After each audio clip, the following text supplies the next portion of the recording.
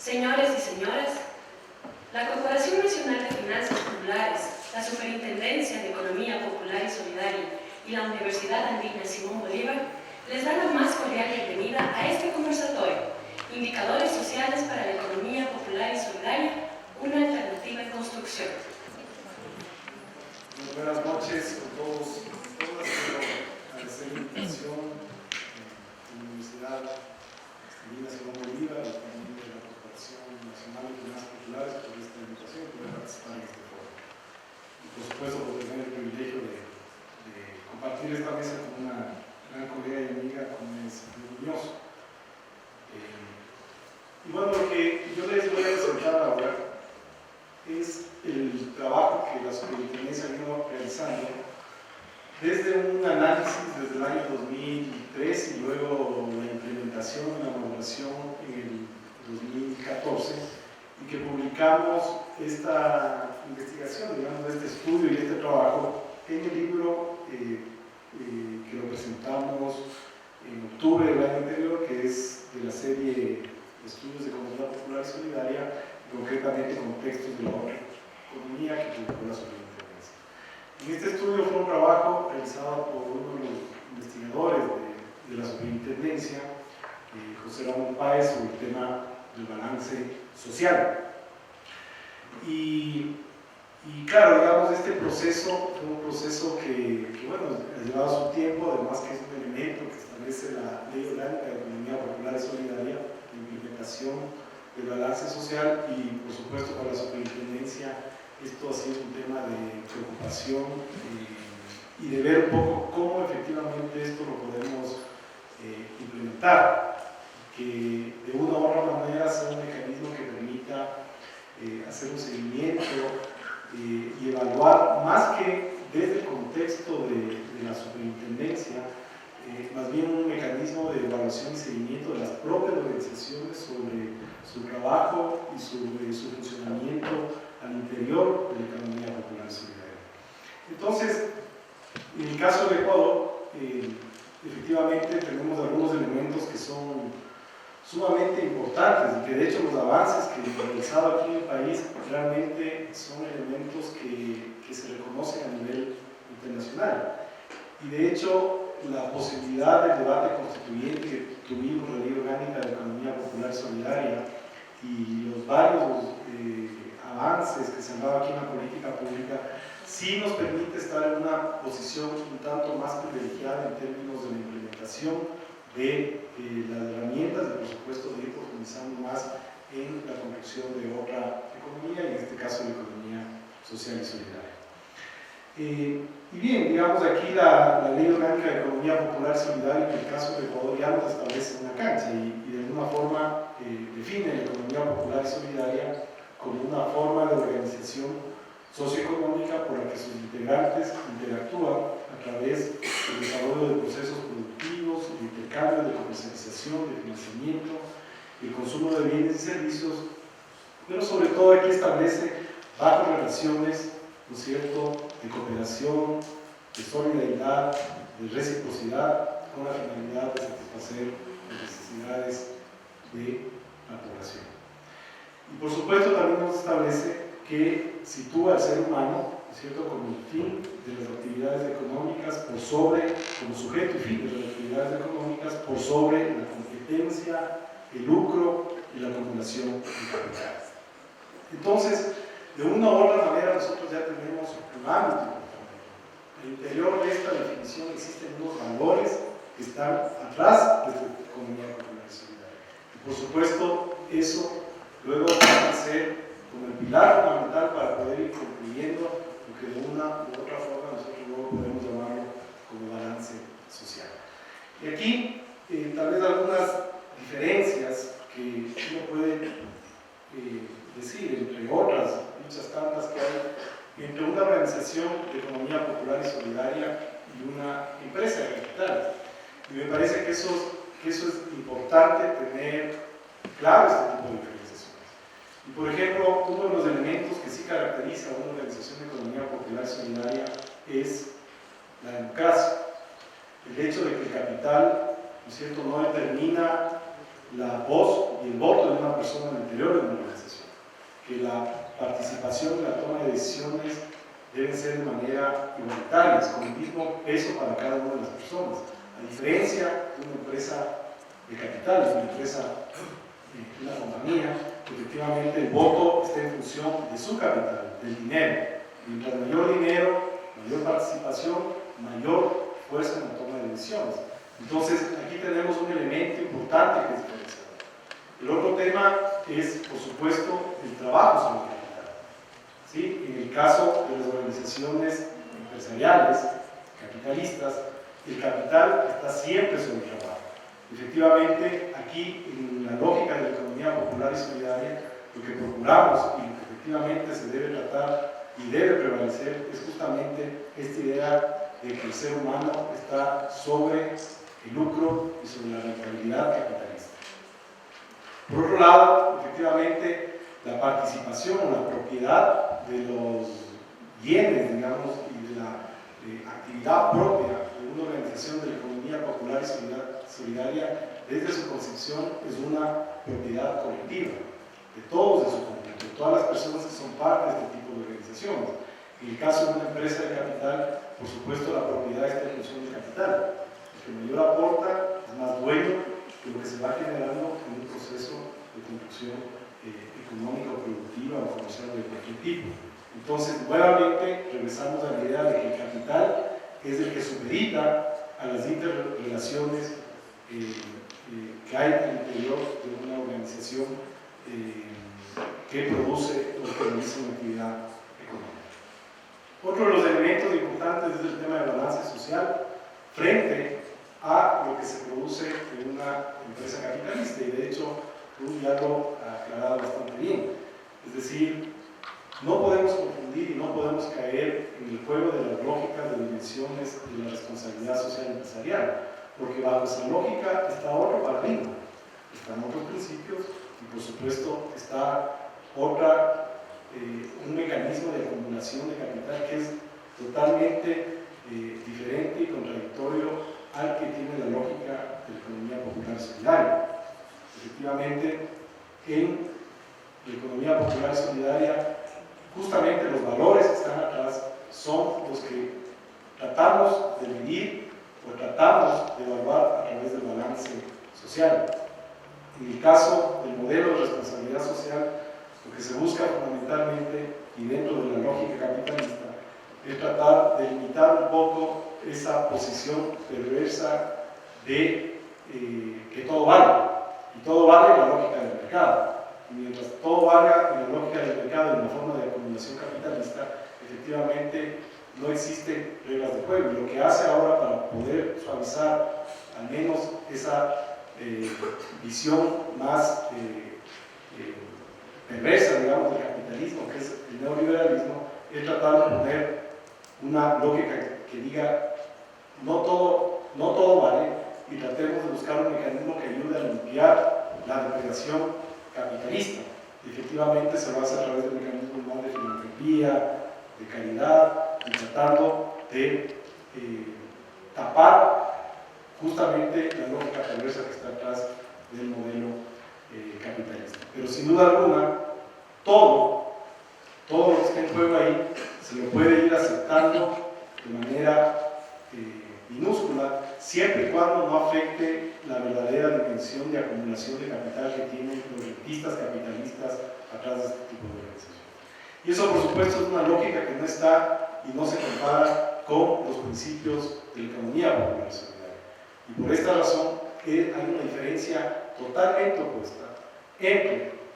el tema de la responsabilidad social empresarial y, por supuesto, el balance social, que es lo que se impulsa desde la economía popular solidaria. Por supuesto, existe también una diferencia en términos de la distribución de excedentes, de diferentes formas que se realizan en las organizaciones de economía popular y solidaria, y que hay mecanismos, digamos, para que esa distribución sea lo más justa y equitativa dentro de los socios, a diferencia de la distribución de la utilidad en la lógica capitalista, que nuevamente prevalece el tamaño del capital accionarial y en posición de cada una de las personas. Elementos importantes como la autogestión, el autocontrol, la corresponsabilidad del manejo de la organización están presentes, y que en la lógica empresarial es más el modelo empresarial de management, la gestión, el control, la responsabilidad, el control interno, etcétera, etcétera.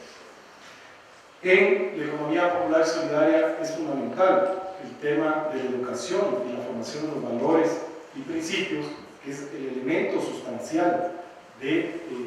fundamento de las organizaciones y su razón de ser. En cambio, en la empresa de capital, lo primordial es capacitar a las personas, por supuesto, en las herramientas de gestión para generar el eficientismo, ¿no es cierto? Y con eso procurar siempre un mecanismo de maximización de la utilidad capitalista.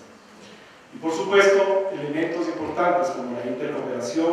y la intracooperación prevalece en la economía popular y solidaria frente al libre mercado, ¿no es cierto?, que es el modelo capitalista. Esto en términos de algunas diferencias generales que podemos tener entre una organización de economía popular y solidaria y una empresa capitalista, pero tal vez un elemento importante que efectivamente tenemos aquí en Ecuador y que marca un hito importante para a partir de ahí ir concluyendo el balance social es que la Constitución de la República, tanto la Constitución de la República como la Ley Orgánica de Economía Popular y Solidaria y como el Código Monetario y Financiero, establecen ya unos principios. Y esto es fundamental, porque efectivamente esos principios son los puntos de partida. Y además, una ventaja importante, que en el caso del Ecuador, la Constitución es un pacto social, en el cual hubo un debate extremadamente amplio. Y efectivamente ese pacto social que se lo realiza entre varios actores sociales del país permite generar ya este instrumento que es el que nos establece ya unos principios y un pacto de convivencia común entre los ecuatorianos. Sobre ese pacto fundamentamos el resto de actividades. Lo mismo lo establece la ley. La ley de economía popular y solidaria es un instrumento también ampliamente debatido y efectivamente también refleja al interior de esa ley unos principios que también terminan de ser otro elemento fundamental para ir definiendo con mayor claridad los pilares que sustentan a las organizaciones de economía popular y solidaria. Y el Código Monetario y Financiero también establece unos elementos importantes, pero sobre todo la necesidad en cada uno de estos dos instrumentos legales, tanto la ley como el Código Orgánico Financiero y Monetario, de que las organizaciones de economía popular y solidaria, ¿no es cierto?, se incorpore la lógica del balance social como un elemento importante y diferenciador de ver los avances que tienen estas organizaciones. Y bueno, efectivamente, ¿qué es un balance social? Bueno, es una herramienta fundamentalmente, ¿no es cierto?, que no se elabora bajo esta lógica del balance contable tradicional, tiene otro tipo de mecanismo a través del cual se cuantifica o se cualifica la responsabilidad social dentro del ámbito de la incorporación, y aquí Rulo definía muy bien, no de esta trilogía que generalmente utiliza la responsabilidad social empresarial de trabajar bajo departamentos estancos, lo ambiental, lo económico, lo social, en el cual siempre la lógica capitalista primará lo económico, sino más bien de una forma integral y multicriterial que permite efectivamente ver si en este tipo de organizaciones vamos avanzando en esos principios fundamentales que están establecidos en la Constitución, en la ley orgánica y en los elementos que rigen a la economía popular y solidaria. Y por supuesto, la idea fundamental, ya más dentro del ámbito normativo, es que sea un documento público, ¿no es cierto?, que pueda ser debatido al interior de los socios de una organización, con la idea de que efectivamente pueda ir visibilizando los avances que tiene y sobre todo ajustado no solamente a los principios, sino también a la propia misión y valores que pueden tener cada una de las organizaciones de economía popular y solidaria. Pero ¿por qué es importante el balance social? Porque efectivamente hacer organizaciones que cumplen justamente un rol social diferenciador y mejora de las condiciones de vida, es importante contar con esta herramienta para obviamente poder tener un una evaluación y un seguimiento adecuado de los logros que se van haciendo en términos de cumplimiento de estos principios. Pero sobre todo, me parece que es importante como un mecanismo que permita evidenciar, visibilizar las diferencias consustanciales que existen entre la economía social y solidaria, la economía privada y el sector público, la economía pública. Y por supuesto, esto se convierte en un mecanismo de reafirmación identitaria de las organizaciones y de las personas que son parte de este sector que es diferente a los otros sectores. Y por supuesto también contribuye a la transparencia y a la participación activa de los socios asociados en este tipo de organizaciones y a las personas que son parte de las organizaciones de economía popular y solidaria a través de su gestión participativa y permanente en las decisiones que se toman en las organizaciones. Y bueno, el balance social, además, en general tiene varias características. Obviamente es una herramienta de gestión que permite efectivamente poder visibilizar los avances que tiene una organización en términos de la mejora de las condiciones de vida, en términos de la consecución del buen vivir. Es una herramienta que debe tener un mecanismo de periodicidad, es decir, para poder evaluar los avances que se pueden tener a lo largo del tiempo. No se elabora bajo la lógica del balance contable, es decir, de activos, pasivos de patrimonio, sino tiene otro mecanismo multicriterial de evaluación. Utiliza una serie de conjuntos de indicadores, no solamente cuantitativos, sino también cualitativos. Es un elemento que permite, por supuesto, la transparencia en el sector y la transparencia, sobre todo, de los gestores de las organizaciones hacia sus miembros. Permite hacer cada vez y enfatizar más sobre los fundamentos de las organizaciones en términos de los principios y valores que son los que rigen al sector, y por supuesto también permite relacionar la misión y visión de las organizaciones con estos principios fundamentales. Y así como la superintendencia en este proceso, ¿no es cierto? Realizamos un proceso metodológico para tener una propuesta base de balance social. Esta propuesta base, como les digo, parte de un elemento importante que ya tiene el Ecuador, que es justamente la Constitución de la República y los principios que están definidos en el capítulo del régimen del desarrollo, parte de los principios que tiene la Ley Orgánica de Economía Popular y Solidaria, parte de algunos elementos que también se recogen posteriormente luego en el Código Orgánico Monetario y Financiero, y también parte de los principios establecidos y reconocidos a nivel mundial del cooperativismo, que tiene, digamos, establecido la Alianza Cooperativa Internacional, hoy el Cooperativa de las Américas. Y efectivamente, ese proceso de construcción lo que hace es tratar de discernir entre todos estos elementos y poder tratar de tener unos mecanismos que nos den unas dimensiones para ello. Y efectivamente, lo que logramos sacar de este proceso son 7 macrodimensiones, son elementos grandes, diferenciadores de seguimiento de balance social, con 24 dimensiones. Y por supuesto, cada una de estas dimensiones se plantearon una serie de indicadores que permitan justamente poder hacer una aproximación a la medición de cada una de estas dimensiones. Y se trabajó con indicadores cuantitativos, indicadores cualitativos, indicadores binarios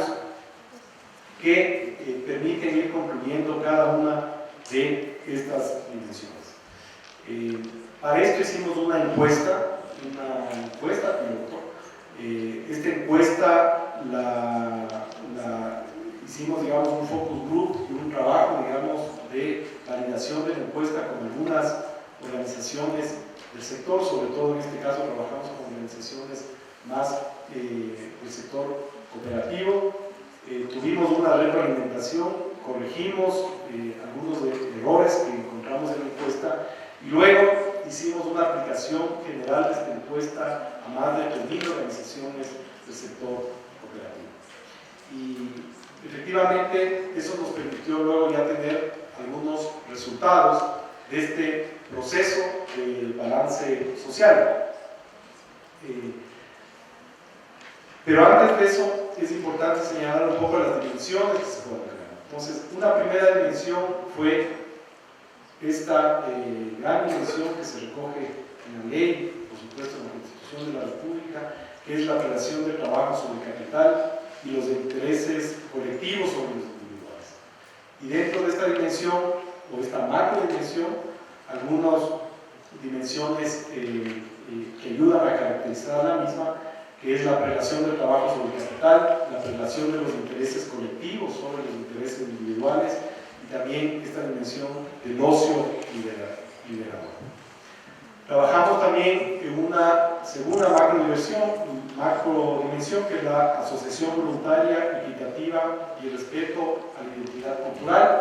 y dentro de esta también obviamente las dimensiones de esta macrodimensión, que es la accesibilidad asociativa y cooperativa, el retiro de los asociados, los socios, el conocimiento cooperativo y del sistema económico social y solidario. Otra macrodimensión es la autogestión y autonomía.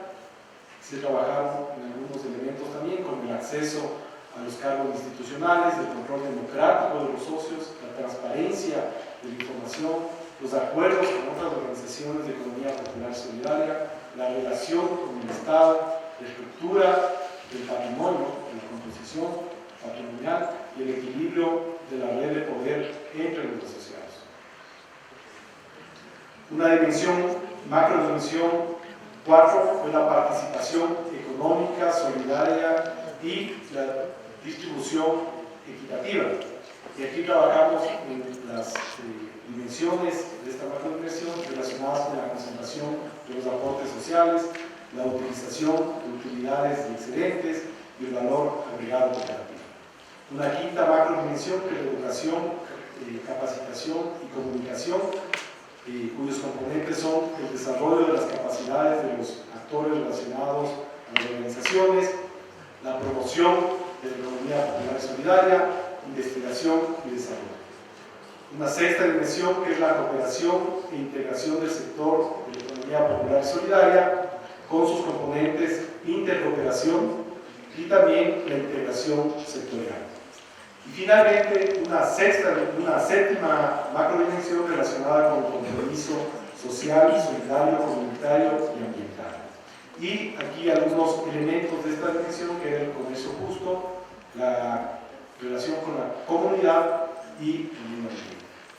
Es decir, es un proceso que de alguna u otra manera recoge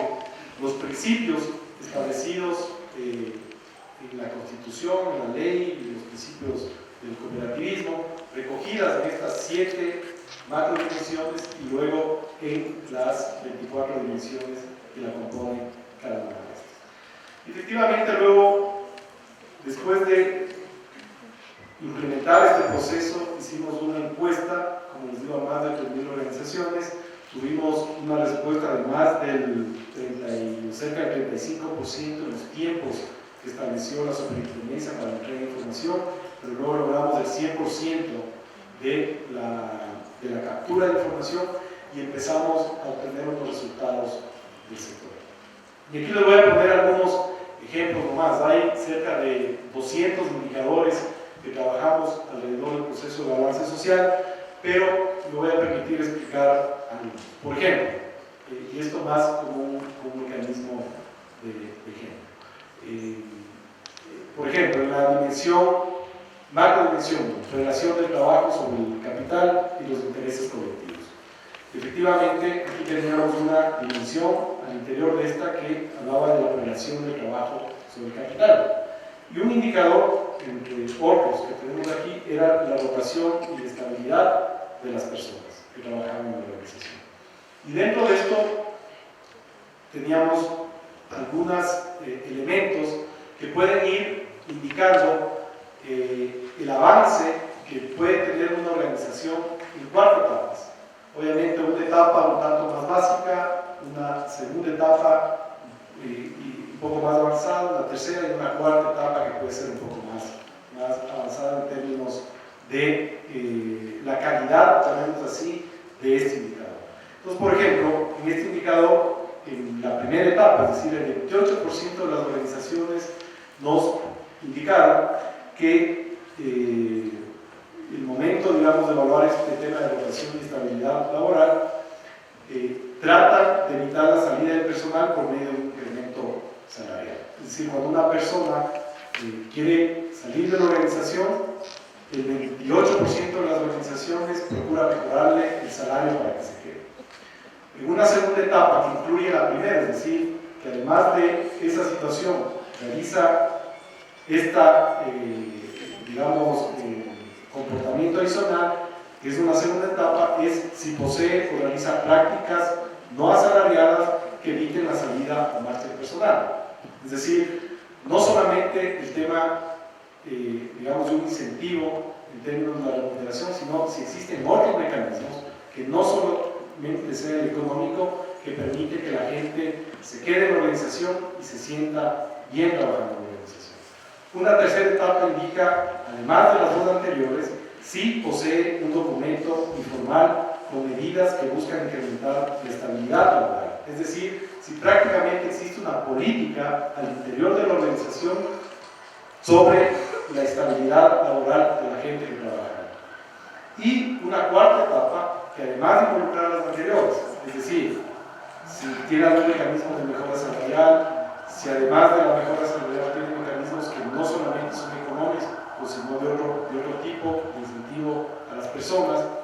que además tiene una política establecida, indica si poseen un documento aprobado por la Asamblea que contenga medidas necesarias para garantizar la estabilidad laboral. Es decir, este indicador lo que procura ver dentro de esta macro dimensión es si al interior de las organizaciones existen mecanismos, y mecanismos que van creciendo, ¿no es cierto?, en función de la profundidad o de la calidad, ¿no es cierto?, de la política institucional para mejorar la calidad de trabajo de las personas de las organizaciones, así como su estabilidad laboral. Efectivamente, permiten vivir. Ahora, claro, estos indicadores nos dan varios resultados. Como vemos aquí, únicamente el 28% de las organizaciones está, como quien dice, en una primera etapa, un 15% logra tener la primera y la segunda etapa, solamente un 5% de las organizaciones cumplen las tres etapas y solo un 3% de las organizaciones prácticamente se puede decir que está en la etapa más elevada, en la cuarta etapa. Y después tenemos un porcentaje sumamente alto de organizaciones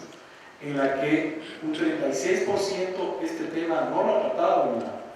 organización, es decir, no ha sido un tema que lo ha debatido y que ha pensado como un elemento importante para su organización, sino que, digamos, no lo ha considerado.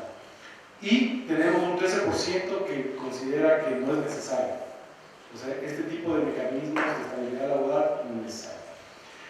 Y así, sucesivamente, tenemos varios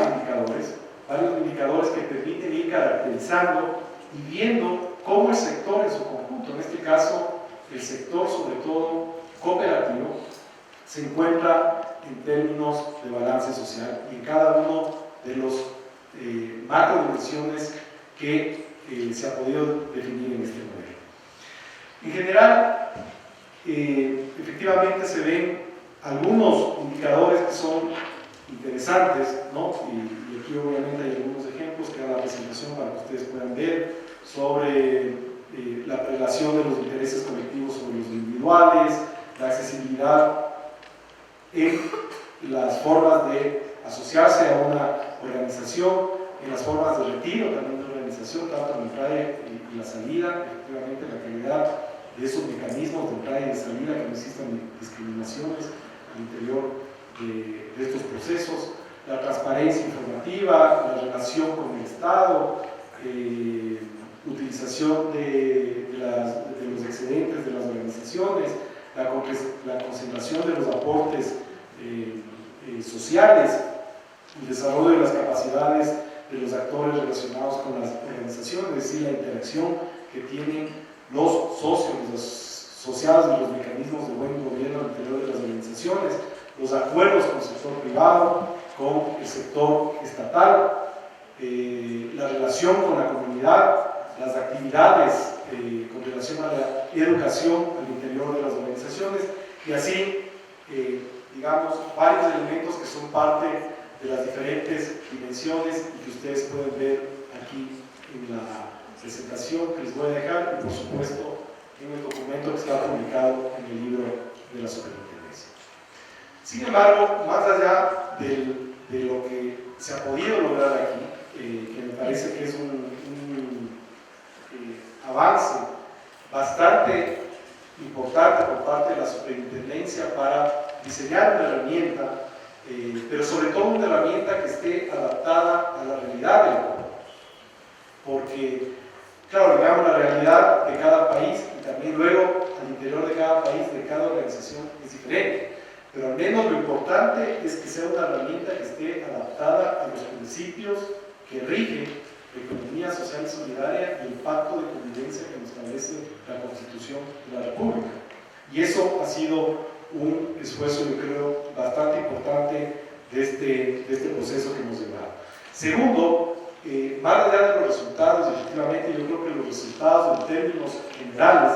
nos dan una información que efectivamente sí nos alerta un poco sobre lo que Ruth decía en su momento, es decir, las organizaciones de economía popular y solidaria efectivamente estamos trabajando y funcionando bajo los principios establecidos para el sector o no. Y claro, ahí vemos algunas debilidades en términos de esas prácticas, que no necesariamente están muy vinculadas a los principios que establece la economía popular y solidaria. Y eso nos da al menos un diagnóstico y por supuesto una línea base que a partir de ahí ya nos permite ir tomando decisiones, sobre todo para la formulación de la política pública. Y más allá de eso también para el accionar propio de cada una de las organizaciones sobre el nivel que tiene en términos de su accionar en el día a día, en términos de construcción de esta otra economía, de esta economía social y solidaria. Y por supuesto, me parece que sin lugar a duda, yo creo que es un esfuerzo inédito en la región. Creo que posiblemente debe ser uno de los, o sea, creo que efectivamente, también Ruth ahí me pueda aclarar, pero me parece que es el primer estudio, es un estudio inédito, al menos en América Latina, ¿no es cierto?, sobre ya una situación del balance social de un sector de la economía popular y solidaria aquí en el Ecuador, del sector cooperativista. Y me parece que, además de eso, yo creo que hay que avanzar mucho en algunos temas. Yo creo que por supuesto, es necesario promover la utilización de este mecanismo más allá de ente de control y como superintendencia para tener un seguimiento. Además, la ley dice que y obliga que las organizaciones de economía popular solidaria lleven el balance social, pero más allá del mecanismo de la superintendencia de velar el cumplimiento, ¿no?, de esta disposición legal, me parece que debe ser un elemento de utilización de las organizaciones. O sea, las organizaciones deben apropiarse de este instrumento como un mecanismo adecuado para poder evaluar los avances que tienen en términos de la mejora de condiciones de vida de las personas que son parte de las organizaciones, así como de la comunidad en la que se desarrolla. Y por supuesto, esto es un primer avance, pero me parece que este avance debe irse trabajando y desagregando más. Es decir, yo creo que sí hay que avanzar en un balance social un tanto más sectorial. O sea, hay muchas diferencias de entrar un poco más genérico, más global, realmente así más macro, pero luego me parece que hay especificidades propias de cada uno de los sectores y luego, incluso al interior de los sectores, existen problemas de escala, es decir, de tamaño, en términos de segmentos y de niveles. Y ahí tenemos otra diferenciación también en términos de cumplimiento de la ley social. Bueno, con esto ya creo que se me acabó el tiempo y era un poco lo que les quería presentar. Muchísimas gracias a todos.